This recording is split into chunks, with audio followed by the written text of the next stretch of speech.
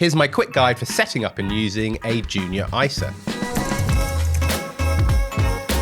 I was reading a recent survey the other day that found half of young people, so 18 to 24-year-olds, are really struggling with their finances. And actually a third of them worry about their finances on a daily basis. And this has a potentially massive impact on their decision-making amongst other things like their mental health.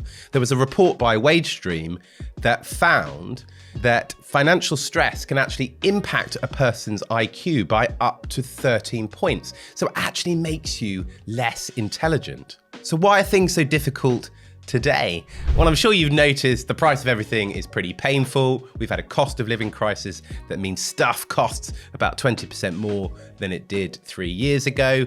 But go back further. When I was at university 20 years ago, fees were $1,000 a year. Now they are $9,500 a year. Over that same time frame, house prices have pretty much doubled. So new parents are looking at this, they're extrapolating that out into the future, and they're worrying, which is why we're seeing record numbers of junior ISAs being opened each year, more than 1 million each year. What are junior ISAs? Let's take a look. Now, lots of you will be aware of the adult ISA, which allows for up to £20,000 of tax-free investing and saving each tax year. Well, there's the junior ISA, which tacks on another £9,000 a year per child. Now, we've got a couple of videos, a junior cash versus stocks and shares ISA video and a long podcast, which goes into this topic in a lot more depth. Today, I just wanted to give you some quick tips for setting up and getting going with a junior ISA.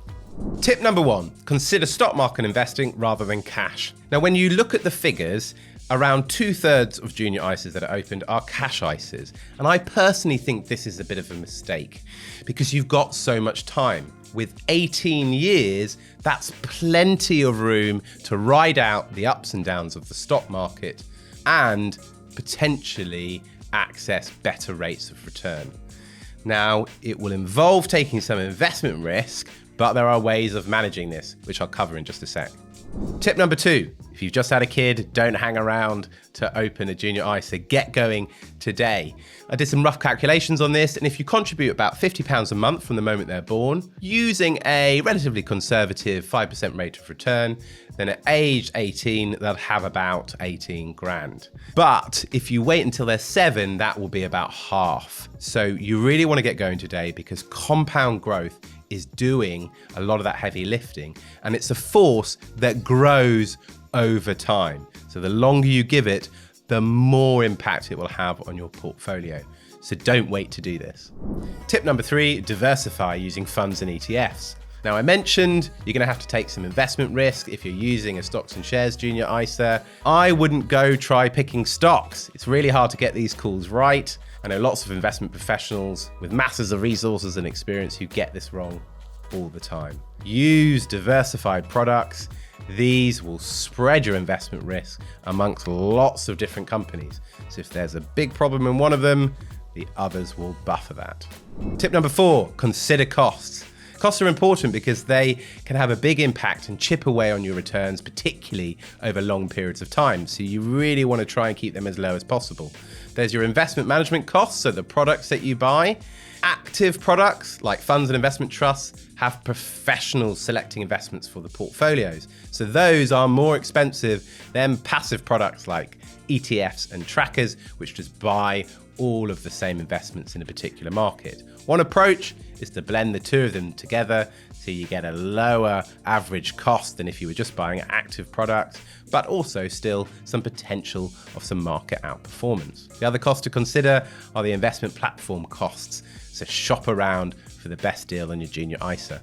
Tip number 5, don't let up. Once you get going, keep going. Markets are volatile because share prices are simply a reflection of what's going on in the world and the economy. So there'll be years that are really good because things are quite positive, and there'll be other years when they seem quite depressed and your returns may be negative. But history shows us they always tend to recover and carry on climbing. So the best thing you can do is just ignore this noise and keep dripping money into your investments. This will smooth out that volatility over time.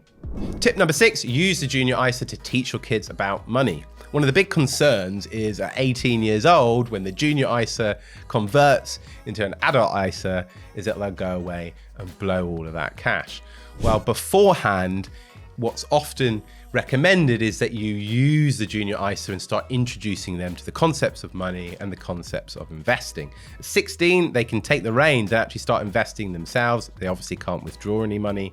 So it's a great way to gradually introduce them into these concepts so that by 18 years old, they'll hopefully have that sense of responsibility and the power of that nest egg that they now have.